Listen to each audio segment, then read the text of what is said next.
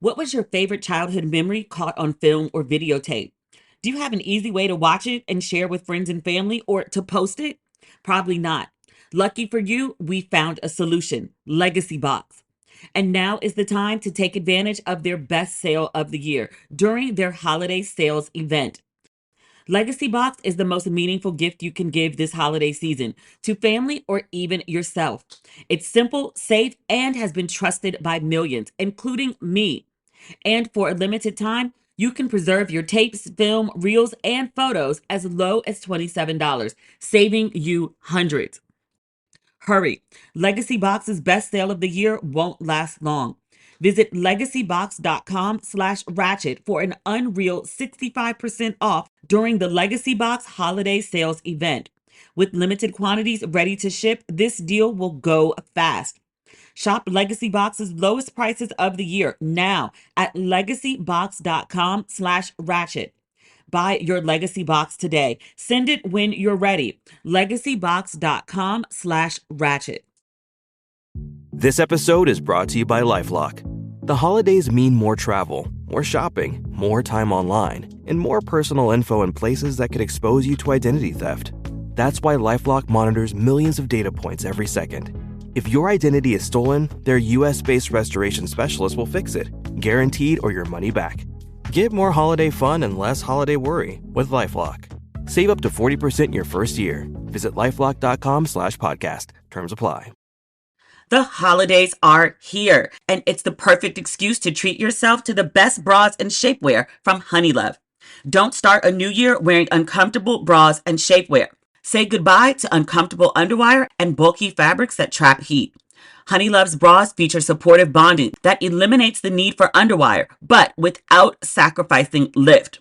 As for their shapewear, Honeylove uses targeted compression technology, so you'll never feel like you're suffocating while wearing effective shapewear. You'll immediately feel and see the difference. Treat yourself to the best bras and shapewear on the market. Shop Honeylove's holiday sale and save an additional 20% off site-wide at honeylove.com/ratchet.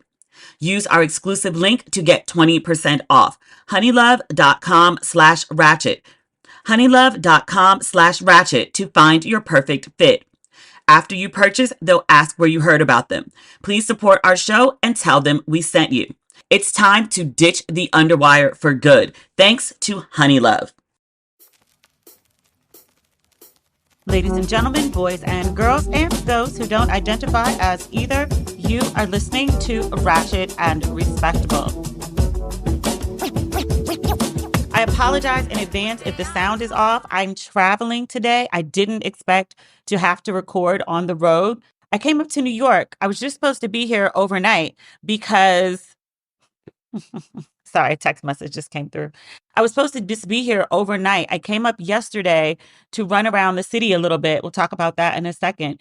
But my really good friend, her father had passed away unexpectedly, and she is the only child of her mom.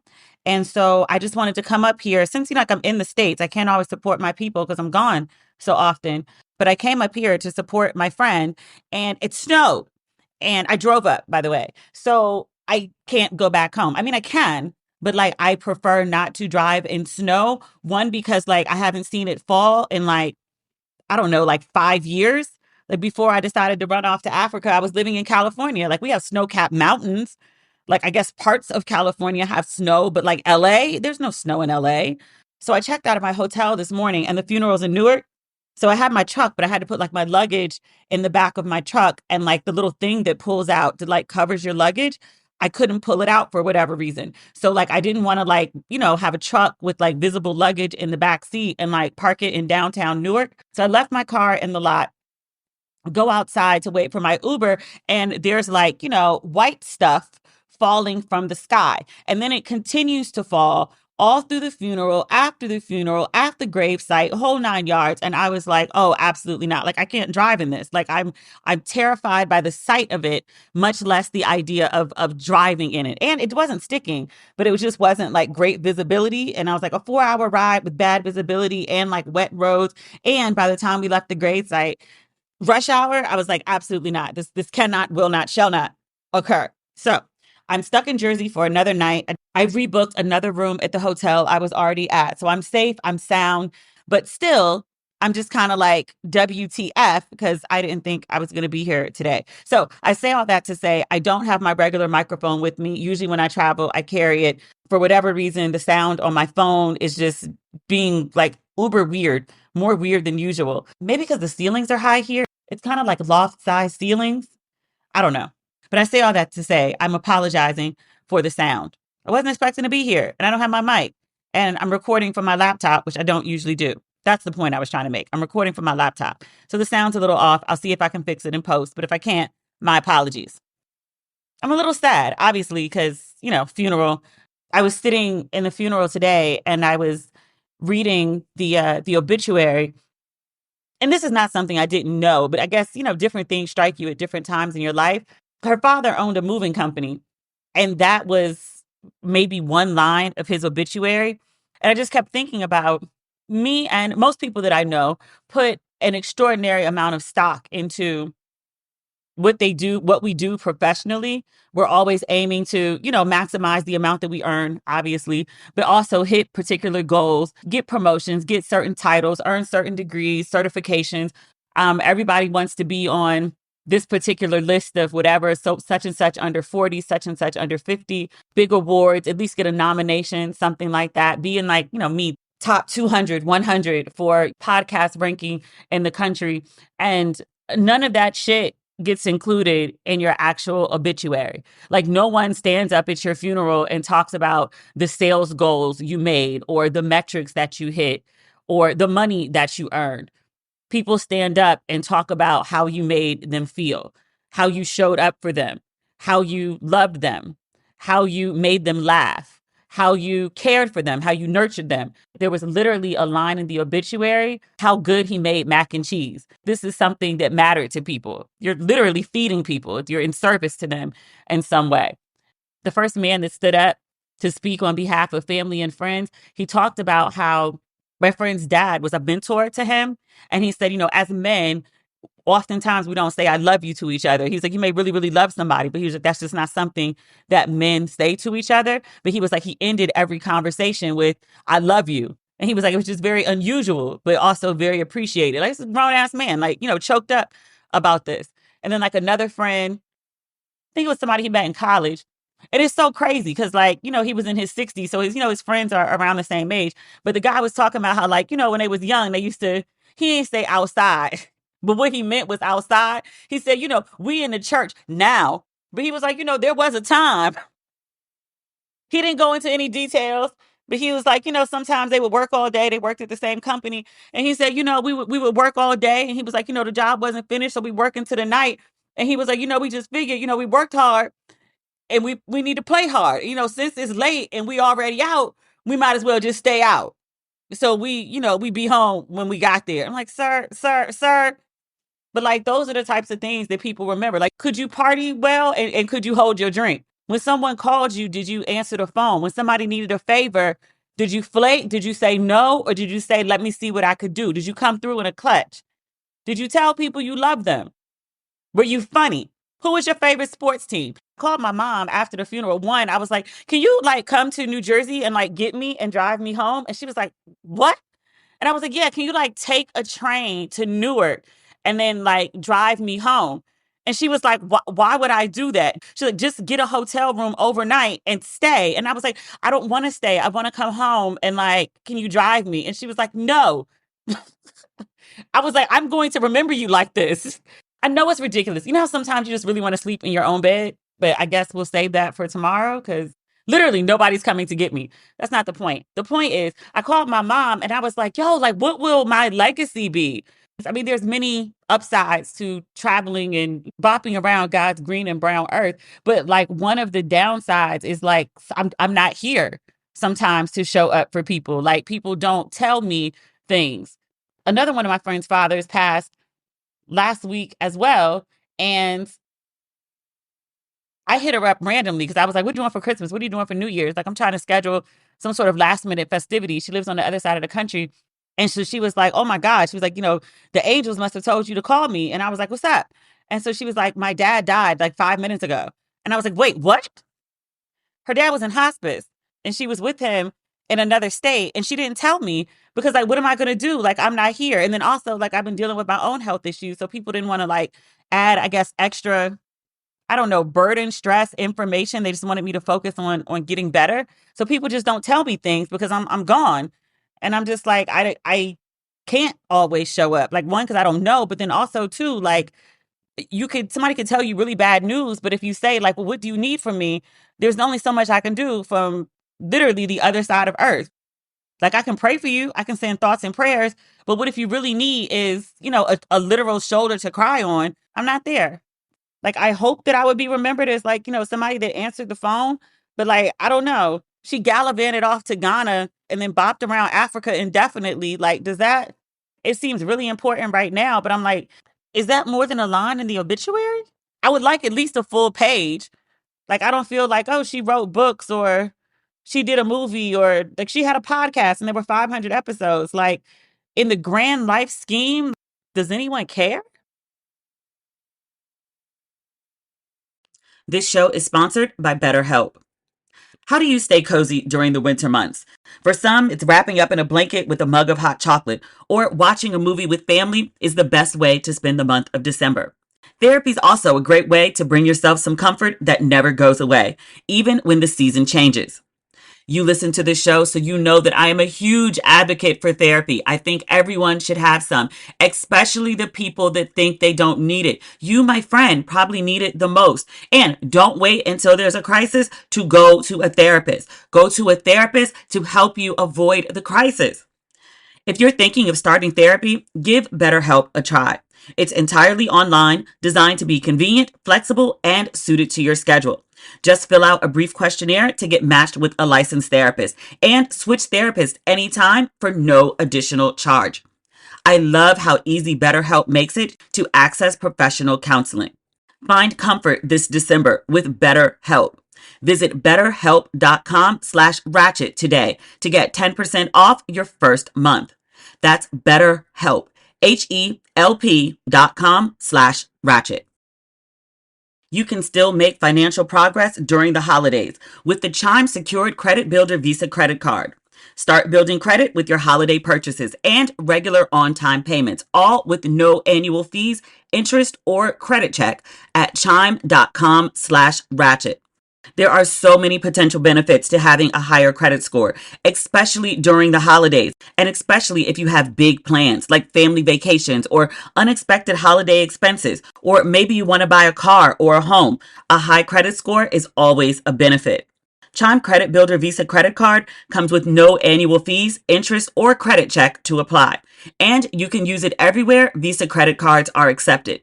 I love that Chime helps you build credit using your own money. Turn your holiday purchases into steps toward your financial goals with Chime Secure Credit Card. Get started today at chime.com/ratchet. That's chime.com/ratchet. Chime feels like progress.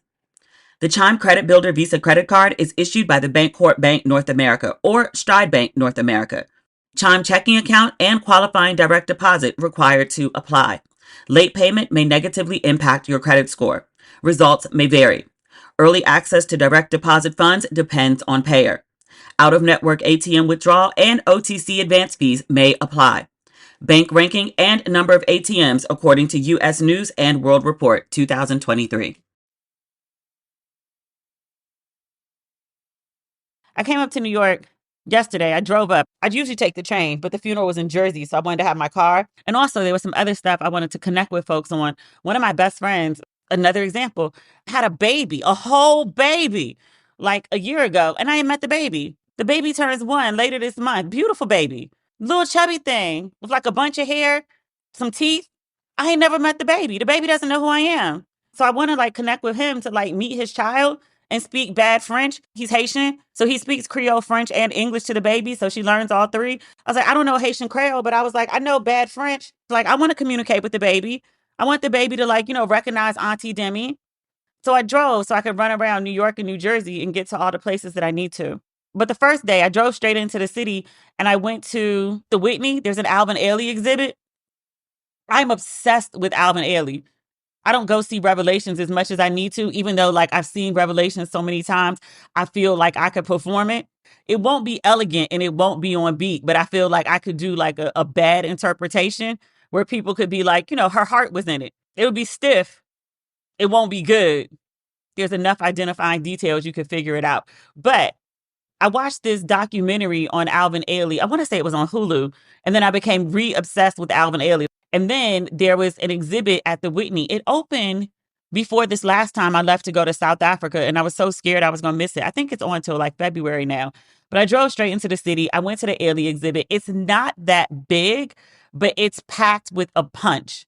A lot of stuff about Ailey's inspiration, a lot of stuff about Black modern dancers, including Catherine Dunham, who I'm like obsessed with, obsessed. And one of my really, really good friends who's like all into like Black dance was like, you didn't know who Catherine Dunham was? No, nigga, you didn't tell me. You supposed to be the expert. You got degrees and you know everything and all. You didn't tell me. His inspirations, lots of art inspired by him. And what I found, I think most interesting of all was like his friend circle. He would be working on a project and like one of his besties was Romir Bearden. And he would just call him and be like, hey, so I'm working on this. You want to come aboard and work on some art for the show? And he'd be like, yeah, okay, sure. And then like create like masterpieces and shit. Or like Duke Ellington was like one of the homies and he would call Duke Ellington and be like, hey, so like I'm working on this piece, but we need some music. And Duke Ellington, like whole Duke Ellington would be like, say less, I got you. Or he would call Langston Hughes and be like, I'm thinking about this. I need some inspiration. And Langston would be like, you know what? Let me do a poem for you. See if I can help. Like, what?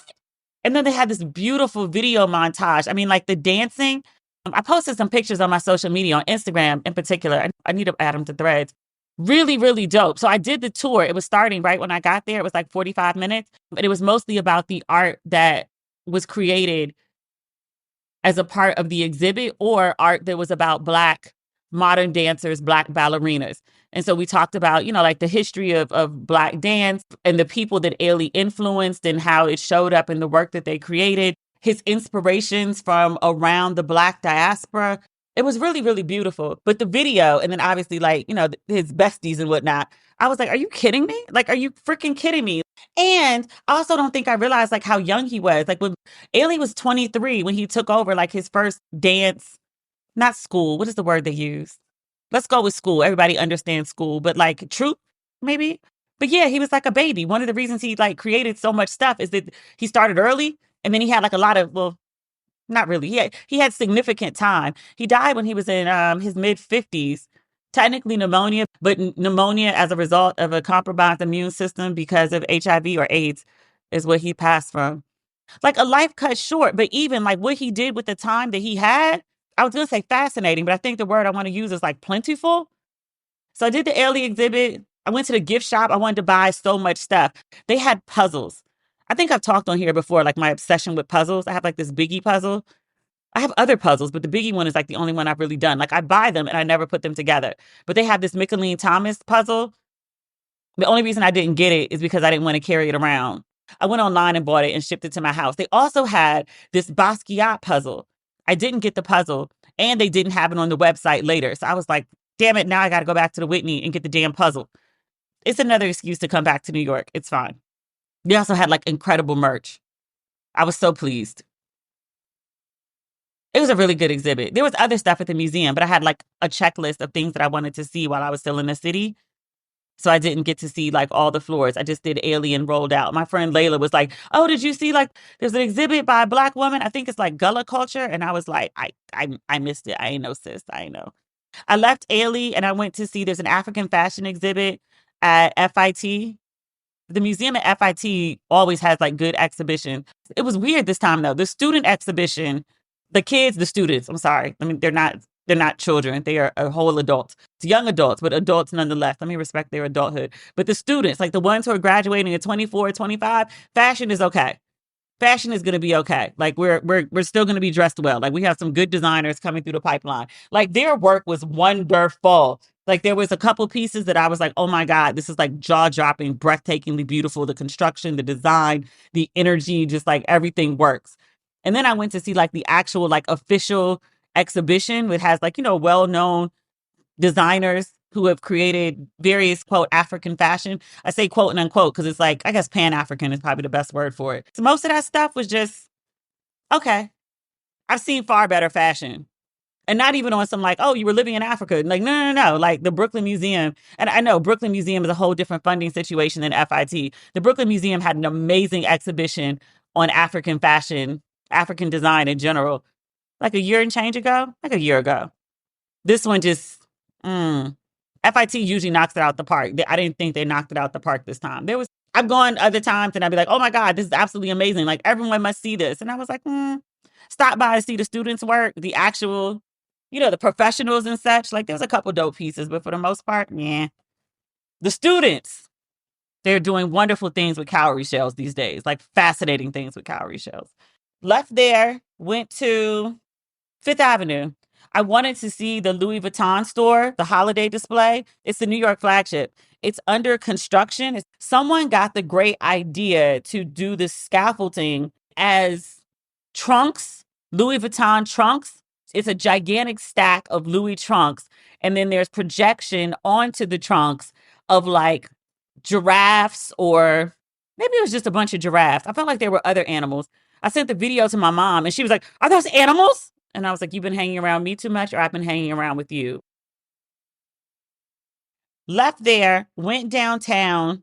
I was all over the city, I swear. Went back downtown, all the way downtown to Brooklyn Chop House. So many of my friends hate that I love this restaurant. They have the best lychee martinis I've ever had. And I've had great lychee martinis. They have it's like ice chips in the martini. And then also coconut. Lychee and coconut doesn't really sound right in theory, but in application, fabulous, amazing, like joyful. And they have the most amazing rock shrimp. Everybody doesn't get rock shrimp right. Amazing rock shrimp. And he's like, they just call it vegetable noodles, but it's kind of like vegetable pad kimao. If you're into Thai food, essentially drunken noodles. Freaking amazing. I could only eat like half of it. And even then, I was overstuffed. It was good times. I had an amazing day, a total 10-day. The only thing that I didn't do is I would have loved to take in a Broadway show, but there was nothing I felt that was super compelling that I have to see. Plus, if I come to New York and I go to a Broadway show and I go to the Louis store, my mother will get really upset. Some previous time I was here, I went to Broadway, which was one of our things when we would come to the city. I went to see a show, and then I also went to Houston's, which was our thing. Go to Broadway, go to Houston's, shop around, and go back home. I did Broadway and Houston's, and my mother was livid, livid. And she was like, you did our thing without me. And I was like, I went to a show and went to eat. And she was like, but yes, you did our things, but just you and not me, not us. And I was like, okay, I'm sorry. I try to tell people online, and I was like, yo, did I fuck up? Is this bad? And they were like, you went and did mother-daughter things with just daughter. Who does that? You're an animal. And I was like, oh, my bad. Speaking of animals, I told this story on Threads. I was in a house earlier this week, and I walked into the living room. It was 10 o'clock in the morning. And my dad was sitting in his chair, his recliner, in front of the TV. And he's sitting there in a full jet black velour tracksuit and a meek hat. So I walk in the room and I stop. And I was just looking at him. And he was like, do you like my hat? And I was like, it's giving Nino Brown. He says, I don't know who that is. I was like, Wesley Snipes, New Jack City. He's a 90s drug dealer. And he just looks at me because none of this registers. So I'm just sitting there staring at him because again, jet black velour tracksuit. I'm like, where did you even get this from? And then a mink hat. Asked me again. He said, do you like my hat? And I said, why do you have a mink hat? And he was like, it matches my mink coat. There are times in my life, a lot of times actually, probably once a day, that I genuinely believe that I may be a main character in a Truman-esque. Remember the Truman Show with Jim Carrey? I genuinely believe that there may be secret cameras following me to put me in crazy ass situations and wait for my reaction. Especially when I'm with my parents. It's a long continuous loop of, wait, what?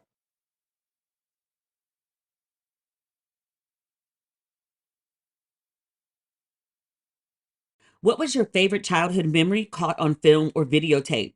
Do you have an easy way to watch it and share with friends and family or to post it? Probably not.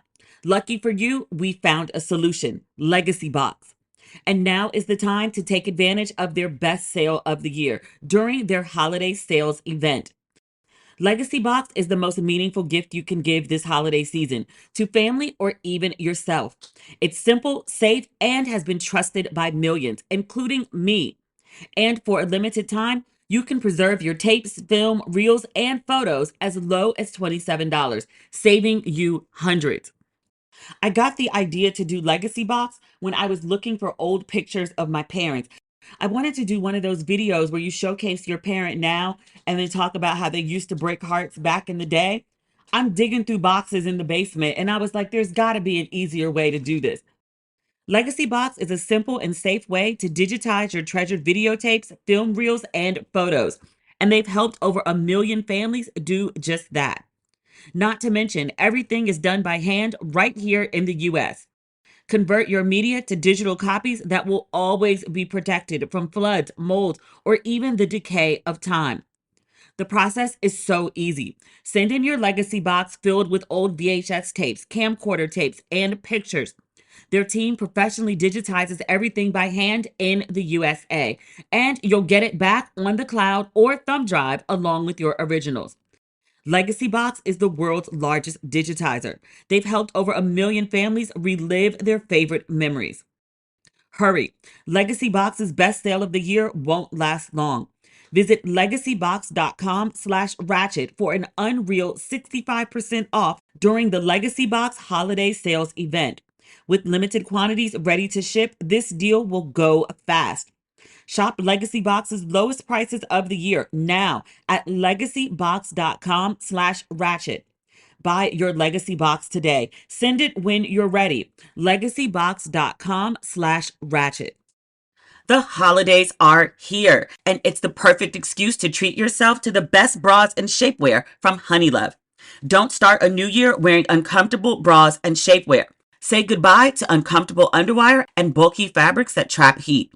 Honeylove's bras feature supportive bonding that eliminates the need for underwire, but without sacrificing lift.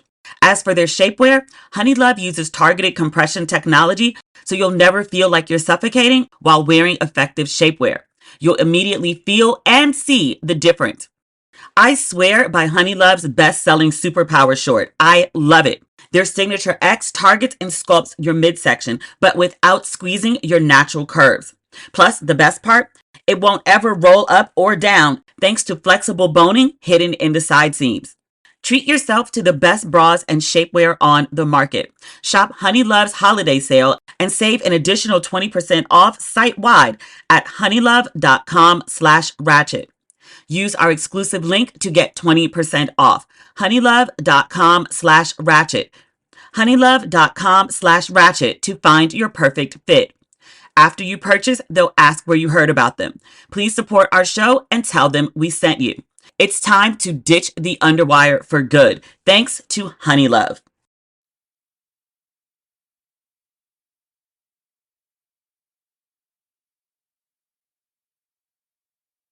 I don't know if we have good Black news this week. I don't have anything on the list. Black people are always doing something phenomenal. I'm just not aware of what it is at this current time. Offset and Cardi have invited us into the group chat once again. I don't really want to be in your group chat. Like, if you want to, argue with your husband, estranged husband, but husband nonetheless, because the divorce papers, there has been a filing, but there has been no divorce signing. That's one of the reasons that we're in the group chat again. Apparently, Cardi and Offset ended up at a club together. I don't know. Somehow they ended up beefing on the internet. I don't think it really matters why. It's just here we are again. Cardi is dating other people and Offset's like, you need to make some music. You acting like a hoe. And I was like, sir, you got a whole lot of nerve. Like the way you was running around on your wife, like you got caught cheating multiple times. Like we're not even talking about the times that you didn't get caught. Like we are aware of 3 times that you did get caught. But he was arguing with Cardi. This is the only reason I'm bringing it up. Because I'm like, look, if you're going to invite us into the group chat, like it's going to be like a public dispute between lovers. Like clearly you want us to pick sides. I need you to make some sort of logical argument. Cardi and Offset are arguing. He says that she keeps trying to make him look bad and that the kids are going to see this. I'm paraphrasing this because if I tried to read it in the way he wrote it, he doesn't use punctuation and he doesn't write like words like full out all the time. And his spelling is not so good. It's hard to read. But he says he's only responding to Cardi because she puts the stuff out there. He says she's trying to make him look bad. He said he's only trying to defend himself. He doesn't do this internet shit, which I was like, sir, you absolutely do this internet shit. I not so fondly remember you posting videos on the internet like sad and despondent because your wife left you because you got caught cheating on her. I think that was like the second or third time. Like you do this internet shit, sir. He says the only reason people know half our shit is because you go up. She goes up because you keep doing crazy shit and she clearly doesn't have a friend circle. I don't know where Hennessy be at. Hennessy don't be answering the calls or something. Cause Cardi come talking to us like we therapists. We not therapists. We not sis. We not. I feel real bad because you clearly need help, but there's nothing we could do with the public. This is how he finishes it. He's shaming her and he says, "You're 32 with 3 kids. Stop." I was like, sir, how do you shame someone for being 32 with 3 kids when they your kids? It's not like she went and had kids with like another nigga. You was raising another nigga kids, blah, blah, blah. Like they're your kids. They are your kids that y'all created within the confines of marriage. You can't even be like, oh, you was just a jump off. I was just fucking you. Like, no, you whole married that lady. You whole married the lady and had 3 kids with the lady. And I want to say cheated on her every time she was pregnant. Mind you, he's 33 with 6 kids. Kettle, do you see the pot? I was so outdone with this statement. The first time I saw it was on Threads. Tell me you know you ain't shit without telling me you know you ain't shit. To the point that you will shame your own wife. Still, to this day, estranged wife nonetheless. You complain about Cardi B outside in the club because you be outside in the club seeing her at the club. You knew you married? Did you not know this lady was a rapper when you married her? Did you not know the lady was an ex-stripper when you married her? I'm you trying to tell her she got too much baggage, nobody will want her. You got that same quote and unquote baggage times 2 and feel comfortable to shame somebody? And does. Oh, wait. Okay. This may be considered good Black news. This story actually came out a week ago. We didn't get a chance to cover it on the previous episode. This is from NBC News. It says Jay-Z rape accuser comes forward to NBC, acknowledges inconsistencies in her story. So remember we talked about the woman, the Alabama woman who accused first Diddy. The first lawsuit accused Diddy. I think that was back in October. And then like Celebrity A, we had a whole podcast episode called Celebrity A, all about the Carters. But Jay-Z was identified allegedly as Celebrity A, and he was accused of sexually assaulting, raping a 13-year-old girl, him and Diddy in the same encounter. So the woman, still unnamed at this time, Jay-Z is trying to get her name. The woman sat down with NBC and she said, quote, "I have made some mistakes in recollections of that night." She said overall, she stands by the allegations, but she does acknowledge there are inconsistencies in her account of the incident, which is alleged to have happened 24 years ago. So NBC has a quick summary of the inconsistencies. It says the woman said her father picked her up after the alleged sexual assault, but her father says he doesn't recall that. The woman claims she spoke to a celebrity at the after party. The celebrity said he was not in New York at that time. They also found images from that night that showed Jay-Z and Diddy were at a different location than the woman described. I think they were at Lotus. I used to love Lotus. When I was leaving the Whitney yesterday, I passed by where Lotus used to be, and I was like, oh, the good times we had there. Monday nights, everything. NBC does note that they were seen at a different location, but their whereabouts for the entire evening are unclear. Jay-Z released a statement to NBC. This is last Friday. It says, quote, "This incident did not happen." Jay-Z's statement continued, "True justice is coming. We fight from victory, not for victory. This was over before it began. This 1-800 lawyer doesn't realize it, but soon." Busby, the woman's lawyer, says that he's continuing to vet the woman's claims. You didn't vet the woman's claims before you filed a lawsuit? That's not standard? And before filing a lawsuit to vet the claims? Oh. Busby explains. He says Jane Doe's case was referred to our firm by another who vetted it prior to sending it to us. Did they? Because that whole thing about like the daddy was like, that never happened, or Jay-Z and Sean Combs not being in the place where the woman said they were at. Like, we still had cameras in 2000. I mean, it was a long time ago. Like, it wasn't crisp and clear like the images we have now, but we had cameras. We could document things. We could see people. We could see you in 2000.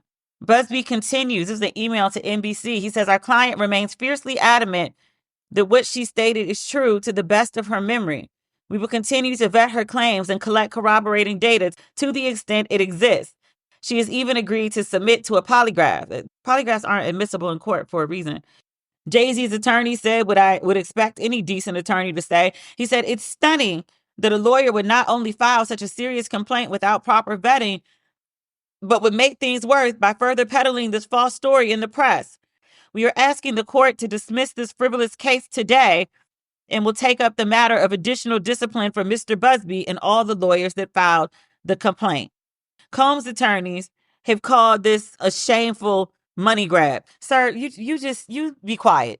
You focus on the federal case against you, because that takes precedence over all these other cases. You focus on that.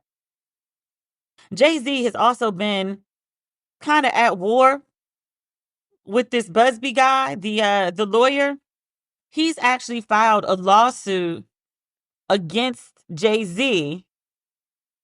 Tony Busby has accused Jay-Z of going to various people that know him, former clients of his firm, and trying to pay them $10,000 a pop to file a lawsuit against him, against Busby, saying that he committed malpractice, didn't represent them properly, he behaved improperly, things of that nature. And now Busby has been sued. I'm reading this on page 6. The headline is Tony Busby, the lawyer suing Jay-Z and Diddy, accused of deliberately giving a client STD and smashing her teeth. It alleges, it's important, allege, not says, allege. It alleges Busby, quote unquote, lured the woman, unnamed in the suit, into having a sexual encounter with him by concealing the fact that he had a venereal disease. This happened in 2018, allegedly, according to the lawsuit. It says defendant knew of the risk that he would pass the disease to plaintiff if he did not take the appropriate precautions. And when that risk materialized, he manipulated her to protect himself from the reputational harm using his status as a licensed attorney. Okay, so we're talking about herpes, I assume? It says, in order to get the woman not to talk, it alleges that Busby offered her free legal services and that also he became possessive about her to prevent her from exposing him for what he did to her. This page 6 article continues. It says, out of shame, the woman continued to sleep with Busby since he was the only sexual partner she would not have to inform of her venereal disease test results. According to the lawsuit, Busby once reacted violently after seeing this woman talk to another man at a bar in New York City. The woman alleges that he smashed a glass against her face, leaving her with 2 broken teeth. It also alleges that Busby represented this woman in her divorce case. It said he doctored her medical records. It says he altered the dates of her STD results from 2018 to 2020, making it seem as if her husband was the infected party responsible, not him. And then, allegedly, he used those medical records in a failed attempt to blackmail the husband and circumvent ordinary negotiations via a demand letter, another demand letter, stating his fraudulent claim about when the STD was transmitted. But the husband didn't take the bait. It's me, or this all sounds completely and utterly insane. It says Busby ended up settling, this is a divorce case, for a fraction of what Jane Doe should have received. in order to resolve the matter as quickly as possible and to bury his misconduct. He was trying to avoid discovery. This is what the lawsuit claims.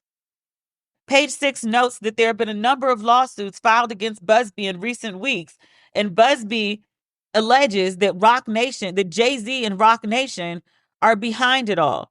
Busby says, this is so dramatic. Rock Nation has been illegally soliciting individuals for several weeks. This is what I was talking about when I was talking about Rock Nation is allegedly offering people $10,000 a pop. People that know Busby and said that he committed misconduct or wrongdoing or something like that. That's what I was talking about then. It says Rock Nation has been illegally soliciting individuals for several weeks to sue my law firm. There have been at least 2 lawsuits alleging Busby harmed former clients. He says these 2 individuals took the bait because they were promised money to bring the case. He fired back at Rock Nation, filing his own lawsuit, accusing the entertainment company of soliciting his former clients to file legal complaints against him. He says the defendants, Rock Nation and them, have conspired to obstruct justice by engaging shadowy operatives to illegally seek out more than 24 current and former clients of the Busby law firm to convince those clients to bring frivolous cases against the Busby law firm. Jay-Z is going back and forth harder with this lawyer, allegedly, than he is with the woman who's accusing him of assaulting her when she was 13 years old. There was also another statement that Rock Nation put out, and people were like, oh no, the account got hacked. And then Rock Nation reposted it. I think it was posted on Instagram, and then Rock Nation like reposted it on Threads, and people were like, wait, this is for real? Y'all really standing by this statement? Let me see if I can pull it up. It says, Mr. 1800. Why is he calling Busby 1800? No, 1-800. My bad. This is from the Rock Nation official account. Like I'm on the Rock Nation page. It says, Mr. 1-800 said today that Rock Nation is criminally responsible for his legal woes with his ex-client's ex-lover who is accusing him of transmitting venereal diseases, assaulting, falsifying documents, and stealing client monies. No and no. God is behind that sunlight you keep referencing. Now, remember if like there was a sunlight thing, stand in the sun, let the sunlight hit you, that whole thing. Like basically be honest, what's done in the dark comes to the light, that. It says, we are not the source of every sunlight that you get, but rock sunshine is coming your way, Mr. 1-800. Shameful. Who is writing this shit? This is like shit that you post on Twitter, like Cardi and Offset beefing back and forth, or like, or Pap and Remy Ma going back and forth. You were accused of a heinous, very illegal crime involving a minor. I need you not to be out here posting shit that you wrote in your notes that was not vetted properly by a publicist and a lawyer. It's showing poor judgment. And this is not the time when you want to show people that you don't think things through and that you make stupid decisions. Like you want people to think that like he would never, because that's not the person he is. Like being rash and illogical and petty, and I don't even know what way to describe this tone about something that is so very serious. And then also this continued focus on the lawyer of the woman who's accusing you of rape as opposed to the actual woman accusing you of rape is weird. You concerned about the wrong things, bruh. I don't know who's advising him. I thought Jay-Z was a little tighter than this. I'm a little actually disappointed in his response here. It's giving spiraling. It's giving spiral. Streaming now on Peacock. Paris Hilton and Nicole Richie are back. That's hot. Loves it. For a show-stopping reunion that will prove putting on an opera is anything but simple. We're really good at this. One thing's for sure, they won't be upstaged. Good to have you back. Come on, we've got a show to do. Paris and Nicole, The Encore, a 3-part reunion special. Streaming now, only on Peacock. Last but not least, we talked about this very briefly, I think. The first episode back from my hiatus. It's like the beginning of November. So I had surgery like October 17th, 19th, one of those. I was out for 2 weeks and we came back. And I did a lot of reading while I was recovering. And one of the stories that I read was about there was a woman, or is a woman, in France. She's around 70 something. Her name is Giselle Pelicot. Her husband of damn near 50 years had been drugging her for about a decade and had, I don't know the number of men, I think something like 80 men, sexually rape his wife while she was drugged and unconscious. And he filmed these encounters. He kept meticulous details of the men, their names. It's actually relatively easy to find all the people that had participated in this. I think around 50 of the men were on trial. This whole thing came to light because this man, and he's like 70 something, had gone to maybe like a grocery store or something and was trying to take photos, upskirts, of women at the store, and he was caught. Like a security guard or something told the woman who had been violated that she needed to press charges. So the police started investigating him. They got access to his laptop and found all of this crazy shit on there, this woman being sexually assaulted. They called in his wife and was like, "Hey, what do you know about your husband and like these assaults and such?" And she was like, "My husband, I'm married to a lovely man. He would never do such a thing. Like, what are you telling me?" So the police had to inform her, "Your husband has been drugging you and arranging for other men to rape you and has done it about 200 times over the last decade." So this is coming up again now because the trial has been going on for quite some time, a few months. But the husband was just found guilty in French court. He's been sentenced to 20 years. He didn't ever deny his guilt. Like once he got caught, I mean, it's all on his computer. So there really wasn't much he could say. But he was like, "Yeah, like I did it and I'm very ashamed." And they were like, "Well, why? Why would you do that to your wife?" And he was like, "Well, she didn't want to have the kind of sex that I wanted to have. So like I drugged her so that she would." The other part of this case that we didn't talk about before is the men who assaulted her. The men are on trial and they're like, "Oh no, I'm not a rapist." And they're like, "Sir, you're on video participating in a rape." And they were like, "Well, what did you think was happening when you came to have sex with this woman and she was unconscious?" And they were like, "Oh, I thought it was a joke."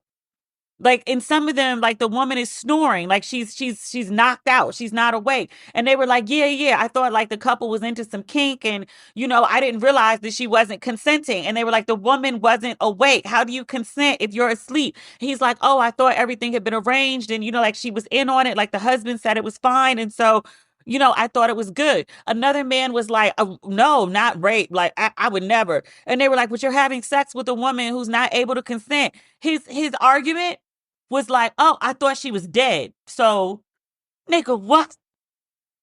Let's see. I'm reading this on the New York Times. Most of the accused received sentences from 8 to 10 years. The men who have been found guilty, they range in age from 27 to 74. The New York Times points out that the men are kind of, quote, Mr. Everyman because of how varied and ordinary they appeared during the trial. Most were employed in jobs that reflect the middle and working class rural France that they come from. Truck drivers, carpenters, a prison guard, a nurse, an IT expert working for a bank, a local journalist.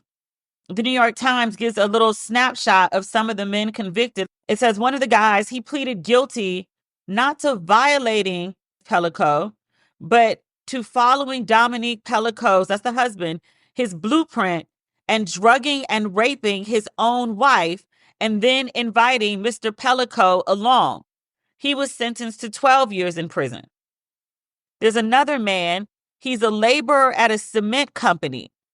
It says he was among one of the youngest accused. He was sentenced to 13 years. He says he was 22 the first time he went to the Pelicot's home in 2016. It says while most of the men said they had only gone to the home once, this guy had gone about 6 times. I think it's worth noting that Miss Pelicot, Madame Pelicot, she was somewhere between her late 50s to late 60s when he would have visited the home. This is another guy. He's a retired manager of a beer company subsidiary. He was convicted on a lesser charge of sexual assault. He was among one of the few defendants who asked Ms. Pelicot for forgiveness. He was sentenced to 4 years. Let's see. Let me read this on Al Jazeera. This one has a few more specific details than what I mentioned before. The file that he saved all these videos under, like the file was named abuses. It's not like he didn't know what he was doing, like was abuse. Like he fully aware, did it anyway, and recorded it and kept it on his personal laptop. Al Jazeera has the list of all the men's names and then little details about them. So there's this one guy, he was 41. He has 8 prior convictions. It doesn't say for what. He told the court, he said, I'm not a rapist. Mind you, this man is on video raping. He says, why would I go and rape a 66-year-old woman? He was found guilty of aggravated rape, sentenced to 10 years. There's another guy, 42, a freelance journalist. He was found guilty of aggravated rape and owning child abuse imagery. He was sentenced to 8 years and banned from working near children. Oh, this is the guy that's on the run. He's 30. He has 13 prior convictions and fled France during the investigation. There's another guy, 63, a pensioner who is HIV positive and refused to use a condom when raping Giselle Pelicot. He was found guilty of aggravated rape and sentenced to 15 years, the longest sentence among the co-defendants. This poor, poor woman. She sat in court and watched the videos, the evidence of the men assaulting her. She also asked, like specifically asked, that some of the videos be released to the public because she wanted people to see what these men had done to her. I'm still scrolling through this. There's another guy, he's 34. He denied raping Madame Pelicot, telling the court, quote, as long as the husband was present, there was no rape. So like her husband can consent on her behalf? Huh?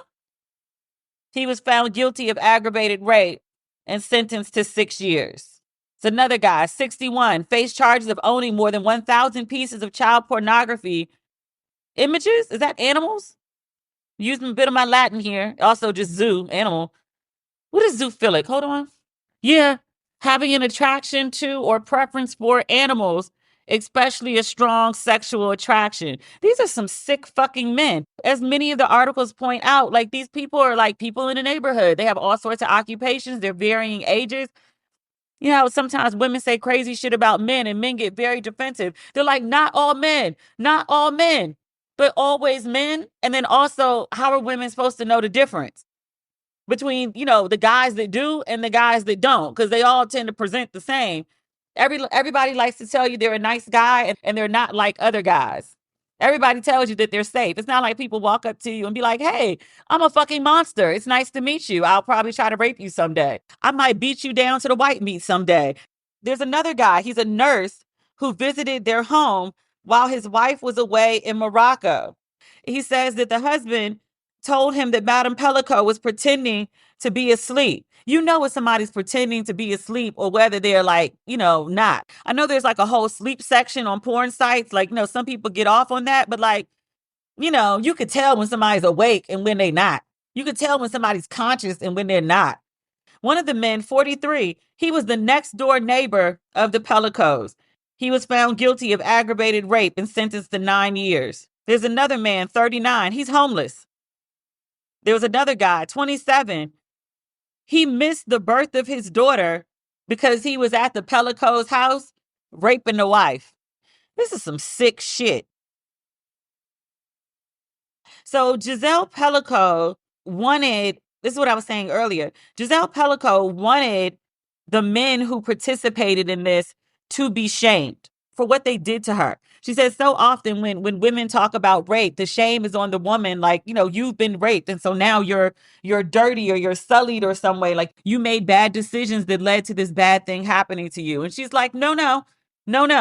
All of this is on the men who did it. Like my husband who drugged me and all these men who came to my house and sexually assaulted me, gave me all sorts of STDs. I didn't do this to myself. These men did this to me and they should be the ones who carry the shame. I'm reading this on New York Times. The headline is "The Face of Courage," and then a picture of Giselle Pelicot. I think she's now somewhere around like 71, 72, 72-year-old grandmother. It says until September 2nd, 2024, most of the world did not really know what Giselle Pelicot looked like. There were almost no photographs of her online. She wasn't on social media.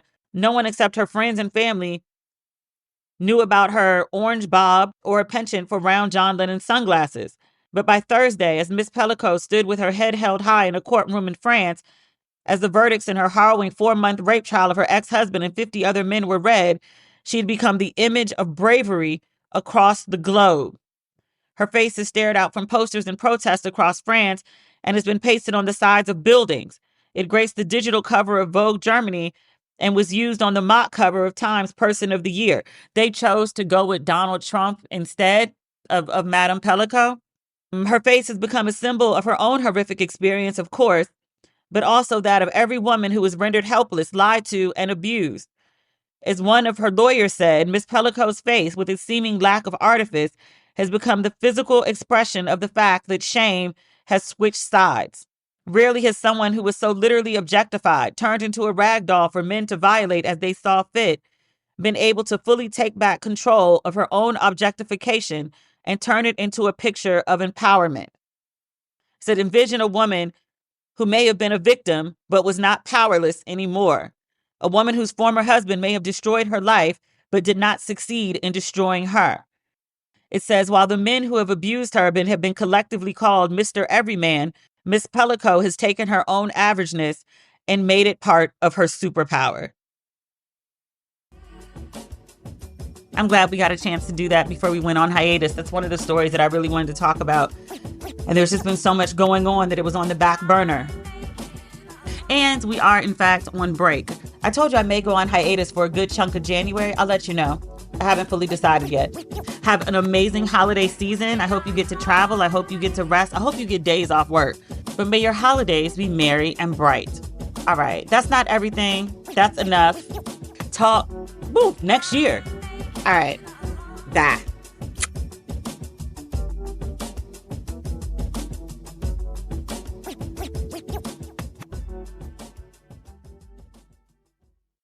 Every day when you log into ChumbaCasino.com, the ultimate online social casino, you get a free daily bonus. Imagine if you got daily bonuses in other parts of your life. I chose French fries over loaded French fries. I asked Stuart from accounting about his weekend, even though I don't care. I updated my operating system without having to call tech support. Collect your free daily bonus at ChumbaCasino.com now. And live the Chumba life. VGW Group. No purchase necessary. Void where prohibited by law. See terms and conditions. 18+.